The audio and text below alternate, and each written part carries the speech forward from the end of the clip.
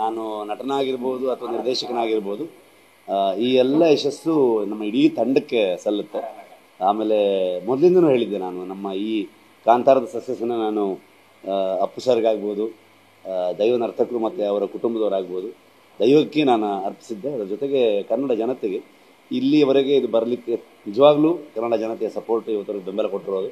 And ನಮ್ಮ ಇಡೀ ತಂಡದ ಎಫರ್ಟ್, ಇಡೀ ಟೀಮ್ ಒಟ್ಟಿಗೆ ನಾವೆಲ್ಲರೂ ಒಟ್ಟಾರೆ ಸಿನಿಮಾವನ್ನು ಕಷ್ಟಪಟ್ಟು ಕೆಲಸ ಮಾಡ್ಕೊಂಡು ಬಂದು ಇವತ್ತು ಕೂಡ ಅದೇ ಟೀಮ್ ಜೊತೆಗೆ ನಾನು ವರ್ಕ್ ಮಾಡ್ತಾ ಇದ್ದೀನಿ. ಹಾಗಾಗಿ ಇಡೀ ತಂಡಕ್ಕೆ ನಾನು ಇದನ್ನು ಅರ್ಪಿಸ್ತೀನಿ. ಎಲ್ಲ ಏನಾರು ಅರ್ಪಿಸ್ಕೊಂಡು ಬಂದಿದ್ದೆ. ಸೊ ಎಲ್ಲ ಇಡೀ ತಂಡದವರು ಖುಷಿಯಾಗಿದ್ದಾರೆ.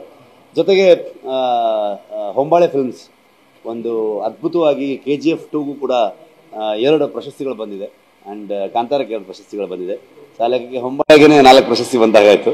ಸೊ ಇಂಥ ಒಂದು ಪ್ರೊಡಕ್ಷನ್ ಹೌಸ್ಗೆ ನಮ್ಮ ಈ ಸಿನಿಮಾಗಳನ್ನು ಅವ್ರು ಬ್ಯಾಕಪ್ ಮಾಡ್ತಿರೋದೇ ತುಂಬ ಒಂದು ಖುಷಿ ವಿಚಾರ.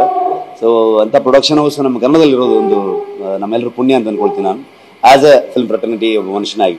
ಸೊ ಹಾಗಾಗಿ ಎಲ್ರಿಗೂ ಅಭಿನಂದನೆ ಆ್ಯಂಡ್ ಧನ್ಯವಾದ. ನಿಮ್ಮೆಲ್ಲರ ಆಸೆ, ಎಲ್ಲರದ್ದು ವಿಶ್ವಾಸಕ್ಕೆ ತುಂಬ ಜನ ಹೇಳ್ತಾ ಇದ್ರು, ಬಟ್ ಯಾವುದೇ ಕಾರಣಕ್ಕೂ ನಾವು ಒಂದು ಪ್ರಶಸ್ತಿಗೋಸ್ಕರನೋ ಅಥವಾ ಇನ್ನೊಂದು ಯಾವುದೋ ಒಂದು ಬೇರೆ ಬೇರೆ ರೀಸನ್ಗಳಿಗೆ ಸಿನಿಮಾ ಮಾಡೋದಕ್ಕಾಗಲ್ಲ.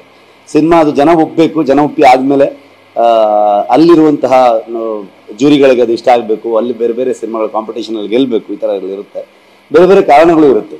ಸೊ ಹಾಗಾಗಿ ಯಾವುದೇ ಎಕ್ಸ್ಪೆಕ್ಟೇಷನ್ ಇರಲಿಲ್ಲ. ಸೆಲೆಕ್ಷನ್ ಕಮಿಟಿಲಿ ಇದ್ದಂಥ ಎಲ್ಲ ಜೂರಿಗಳಿಗೆ, ನ್ಯಾಷನಲ್ ಅವಾರ್ಡ್ನ ಹ್ಯಾಂಡಲ್ ಮಾಡೋಂಥ ಪ್ರತಿಯೊಬ್ಬರಿಗೂ ನಾನು ಥ್ಯಾಂಕ್ಸ್ ಹೇಳೋದಕ್ಕೆ ಇಷ್ಟಪಡ್ತೀನಿ. Thank you so much. ನಿಮಗೆ ಫಸ್ಟ್ ಗೊತ್ತಾಗಿದ್ದು ಕ್ಷಣ ಯಾರು ಹೇಳಿದ್ರು? ಸೊ ಆ ಕ್ಷಣನ ಹೆಂಗೆ ಅಂದರೆ ರೂಮರ್ಸ್ಗಳು ಅದು ಇದು ಅಂತ ಅಂದ್ಕೊಂಡು ಬರ್ತಾ ಇರುತ್ತೆ, ಬಟ್ ನಾನು ನೋಡ್ತಾ ಇದ್ದೆ. ಸೊ ನ್ಯಾಷನಲ್ ಅವಾರ್ಡ್ ಕಮಿಟಿಯಿಂದ ಏನು ಪ್ರೆಸ್ ಕಾನ್ಫರೆನ್ಸ್ ಮಾಡಿ ಅಲ್ಲಿ ಅನೌನ್ಸ್ ಮಾಡ್ತಾಯಿದ್ರು. ಸೊ ಅಲ್ಲೇ ಗೊತ್ತಾಗಿದ್ದು ನನಗೂ ಕೂಡ, ಅಂದರೆ 100% ಕನ್ಫರ್ಮ್ ಆಗಿದ್ದು. ತುಂಬ ಜನ ಪತ್ರಿಕೆಯವರು ಅಲ್ಲೆಲ್ಲ ವಿಷಯಗಳು ತಿಳ್ಕೊಂಡು ಫೋನ್ ಮಾಡ್ತಾಯಿದ್ರು ಬಂದಿದೆ ಅಂತ ಅಂದ್ಕೊಂಡು. ಬಟ್ ನಾನು ಇಲ್ಲ, ಅದು ಅನೌನ್ಸ್ ಆಗದೆ ನಾನು ಏನೂ ಇದು ಮಾಡೋದಕ್ಕಾಗಲ್ಲ ಅಂತ ಹೇಳ್ತಾ ಇದ್ದೆ ಅವರಿಗೆ. ಸೊ ನನಗೂ ಗೊತ್ತಾಗಿದ್ದು, ನಾನು ನೇರವಾಗಿ ಅವ್ರದ್ದು ಪ್ರೆಸ್ ಕಾನ್ಫರೆನ್ಸಲ್ಲಿ ಗೊತ್ತಾಗಿರೋದು. ಮಮ್ಮೂಟಿ ಅವರು ಕೂಡ ನಿಮ್ಮ ಜೊತೆಲಿ ರೇಸಲ್ಲಿದ್ರು. ಅವ್ರನ್ನ ಈ ಅವಾರ್ಡ್ 27 ವರ್ಷಗಳ ನಮ್ಮ ಇತಿಹಾಸದಲ್ಲಿ ನೀವು 3ನೇವರು.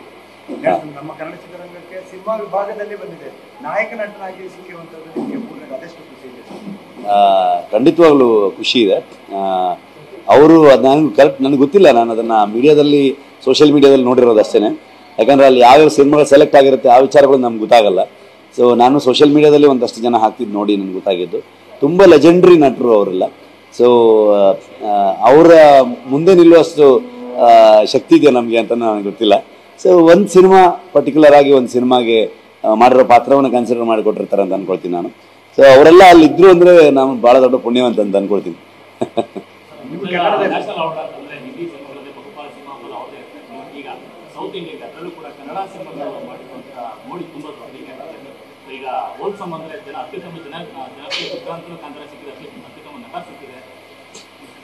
ಖಂಡಿತವಾಗ್ಲೂ ಖುಷಿ ಆಗುತ್ತೆ ನಮಗೆ.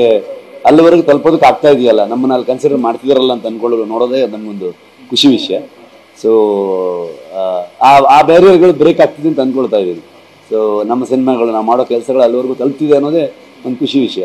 ಅದನ್ನು ತುಂಬ ಜವಾಬ್ದಾರಿಯಿಂದ ಇನ್ನೂ ಹೆಚ್ಚು ಒಳ್ಳೆ ಸಿನಿಮಾಗಳ ಕೆಲಸ ಮಾಡೋ ರೀತಿಯಲ್ಲಿ ಅದನ್ನು ಆ ಋಣ ತೀರಿಸ್ಕೊಳ್ಳುವಂಥ ಕೆಲಸ ಮಾಡ್ತೀನಿ ಅಂತ ಹೇಳ್ಬೋದು ನಾನು.